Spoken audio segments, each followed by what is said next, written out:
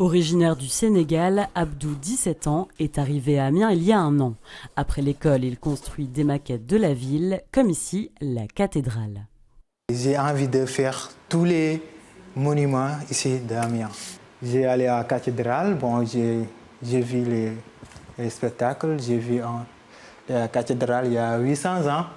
J'ai dit, oh, ça, il faut fabriquer ça parce que c'est important. S'il peut maintenant profiter sereinement de sa passion, c'est grâce à l'association Yves Lefebvre chargée de la protection de l'enfance. Elle permet aux mineurs isolés comme Abdou d'apprendre le français, d'être scolarisés et logés.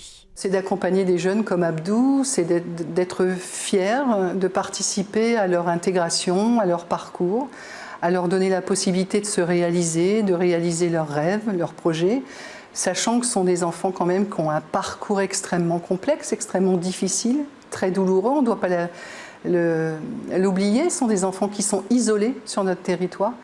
Dans le cadre de l'aide sociale à l'enfance, de nombreuses structures du département aident les jeunes en difficulté. À Amiens, dans cette boucherie, Mamadou, 16 ans, originaire du Mali, est suivi par France Terre d'Asile et c'est un apprenti très prometteur. Ils ont très intérêt avec moi, vraiment. Ça me plaît beaucoup ici, rester ici à Amiens. Le métier me plaît beaucoup. Mamadou est apprenti depuis 6 mois, son patron est ravi. C'est vrai qu'il est toujours accueillant et puis donc il apprend vite en fait. On lui explique et puis tout de suite c'est fait derrière quoi. C'est ça qui est bien.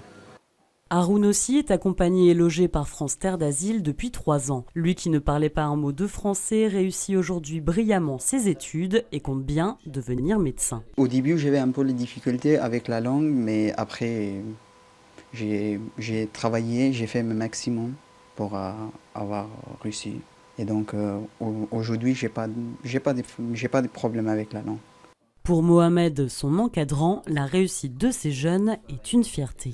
Au final, c'est de voir qu'ils savent où ils vont. Au final, donc voilà, c'est de voir qu'ils se sont bien insérés dans notre société, malgré des fois les barrières de la langue, malgré beaucoup de changements qui interviennent au cours de leur vie, et puis de voir qu'ils ont réussi. En 2019, le conseil départemental de la Somme a accompagné 310 mineurs étrangers.